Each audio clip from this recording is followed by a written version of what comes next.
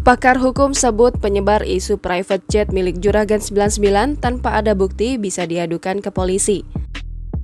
Suparji Ahmad, pakar hukum Universitas Al-Azhar menyatakan tuduhan tanpa bukti soal sumber kekayaan Juragan 99 yang disebar warganet di media sosial dapat dilaporkan ke polisi dan diproses hukum. Orang yang pertama memunculkan dan menyebarkan isu jet pribadi Juragan 99 adalah milik KJ Edan. Tanpa disertai bukti, dapat dilaporkan ke polisi dengan tuduhan pencemaran nama baik dan pelanggaran Undang-Undang ITE. Itu pun jika orang yang merasa dirugikan mau melaporkannya.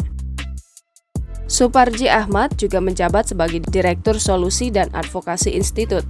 Sejak kasus yang menimpa Indra Kents dan Doni Salmanan tersiar, kekayaan Juragan 99 kini diisukan warganet tidak jelas sumbernya. Meski diketahui, pria bernama asli Gilang Widya Pramana itu memiliki beberapa bisnis. Salah satu pengguna Twitter menyebutkan KJ Edan ada di balik Juragan 99 yang fenomenal itu. Pengguna Twitter tersebut bahkan menyebut private jet milik Juragan 99 atas nama KJ Edan. Namun, KJ Edan telah mengklarifikasi isu tersebut sebagai hal yang tidak benar.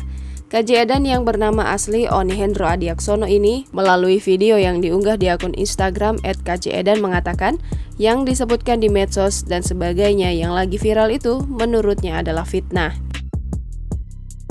Perihal kepemilikan pesawat jet yang disebut sebagai miliknya, KJ Edan tegas membantah. KJ Edan menerangkan peristiwa saat dirinya naik private jet Juragan 99 yang diunggah di media sosialnya hanya iseng saja. Langkah klarifikasi yang dilakukan KJ Edan dinilai Suparji Ahmad sudah benar. Hal itu menurutnya bisa menjadi bukti agar warganet tidak lagi meributkan asal kekayaan CEO MS Glow tersebut, terutama yang dikaitkan dengan KJ Edan. KJ Edan tidak berniat melaporkan fitnah tersebut ke ranah hukum.